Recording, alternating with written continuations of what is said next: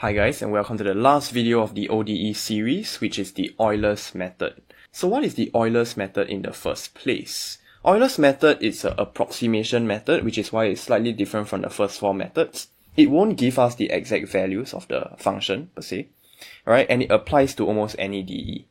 Because all the differential equations we have seen so far are actually gradient functions, where we can sub in x and y values in order to obtain our dy dx values. Using this property and linking it to concepts of the straight line gradient formula, we will be able to approximate y values for the functions. Because the objective of the previous four methods so far, solving DE, is to get a function y equals to fx, for example, by integrating the differential equations. And as such, the Euler's method has the same objective, but it's a more manual method. With that said, Euler's method is a very GDC-centric method, where GDC skills are tested. You need to use your spreadsheet, which I'll be showing you in this video. So a very brief overview of what Euler's method is about. We take a look at this graph.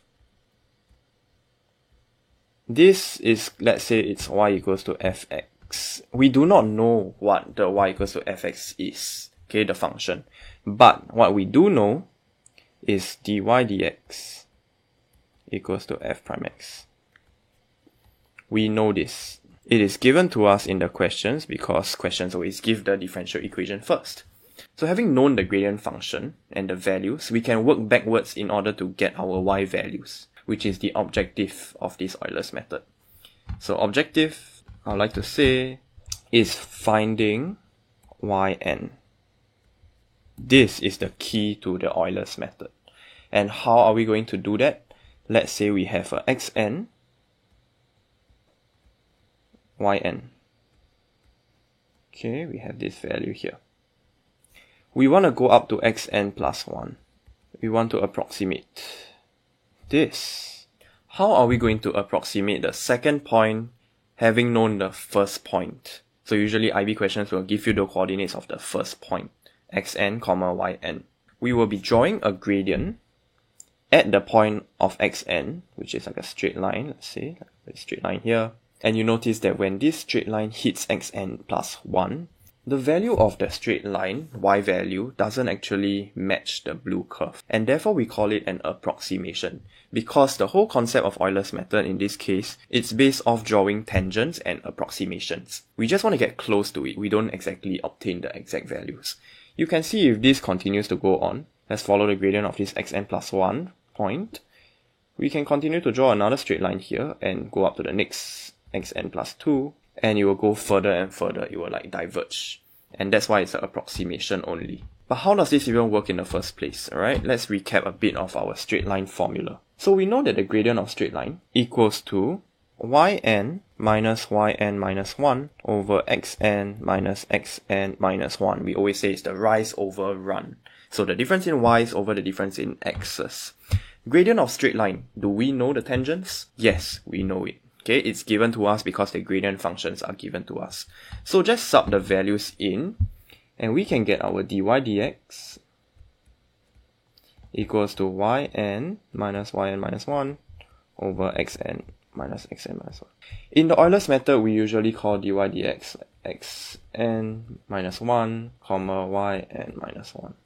And in the Euler's method as well, we usually call xn minus xn minus 1, which is the gap between each x value for the approximation. We call it h, which is our step size. So this will be step size, the interval for the approximation, and this is our gradient function, dy dx. Recall, objective of the Euler's method is always finding yn. So we will make yn the subject, and doing so, we will get yn equals to h multiplied to f xn minus 1, yn minus 1, plus yn minus 1. We only use the xn minus 1, yn minus 1 values for the gradient because we always need the previous point, as shown in the curve here, to approximate the next point. So we use the gradient of the previous point to approximate the next point. And with this is the central equation to the Euler's method. And we have achieved our objective of approximating our yn values. So to generalize, the Euler's method will give us these two statements, where xn equals to xn minus 1 plus h, which is a step size. One step up, we will get into xn. And to solve for yn, follow this formula. Let's see how we can apply this method to the GDC now. Okay, we take a look at an example here. A function fx satisfies the differential equation dy dx equals to xy. And we have a known point 0, 1 here. As we should, because the Euler's method requires a previous point in order to approximate the y value of the next point. So that's what we are going to base our approximations on, 0, 1. Now use Euler's method with a step size h equals to 0.1 to approximate f 0.3. Before I hop over to the GDC, we will substitute some values. Recall our goal is to find yn. We take h, which is our step size, 0.1, multiplied to our dy dx, which is x n minus 1, y n minus 1. Okay, since it's xy, dy dx function, plus yn minus 1. So that's our rule for the whole question. Plug this into the GDC. So on the GDC, you're going to want to open a spreadsheet. Spreadsheet, we're going to have 4 columns for the Euler's method. One is called our x values, next is y, next is called our dy dx, and last but not least, we will have our change in y values. We are going to plug the first known point in, which is 0, 1. What was our dy dx function? It was x multiplied to y. To generalize it, we will put an equal sign to this cell B1, multiply, put an asterisk or you put a times inside, to your cell C1, which is y. X multiplied to y equals to 0. 0 times 1 is 0. And therefore change in y. Go back to the rule. The change in y is basically what is being added to our previous y value. And in this case, this whole thing is our change in y, because we are adding that to yn minus 1. So we're going to plug this whole thing. The only difference is we have to multiply 0.1 now to the previous column. So we take 0.1 multiplied to previous dy dx, and we get a 0. And next, the question is asking us to find the y value at x equals to 0.3. Step size 0.1, how many steps do we need to go up from the first x value 0? 0, 0.1, 0.2, 0.3. We will put all these values into here. 0.1, 0.2, 0.3. Next, we will substitute. So we will take the previous y value, add the change in y, and we get our next y value, which is still 1 in this case, okay, but it's gonna change soon. We're gonna do the same thing, and having programmed the cell already, we can just fill, okay, and the change in y as well, fill it. And these 3 things, automate already, we can just fill all the cells.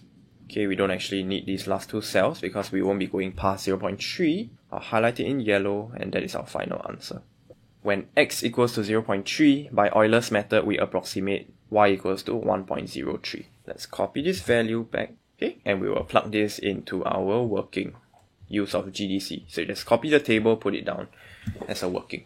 So we have managed to approximate when x equals to 0.3, y equals to approximation 3SF 1.03. That's our final answer. Okay, let's move on to the next part of the question. So using the variable separable method, solve the DE.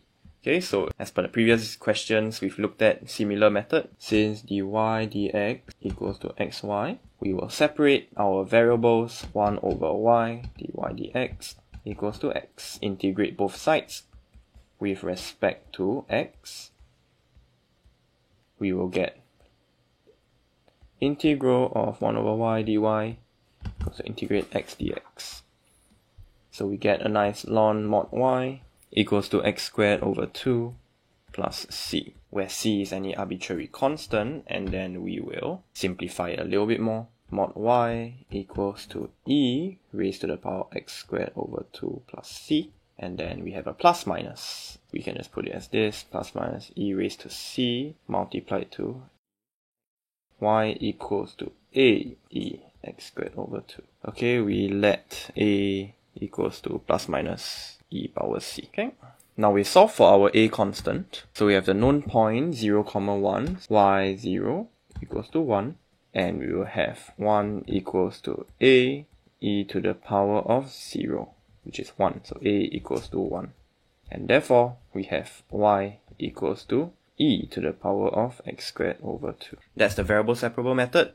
Last part, we want to find the value when x equals to 0.3, y equals to e raised to the power 0.3 squared over 2, which is around 1.04603, approximately 1.053 SF.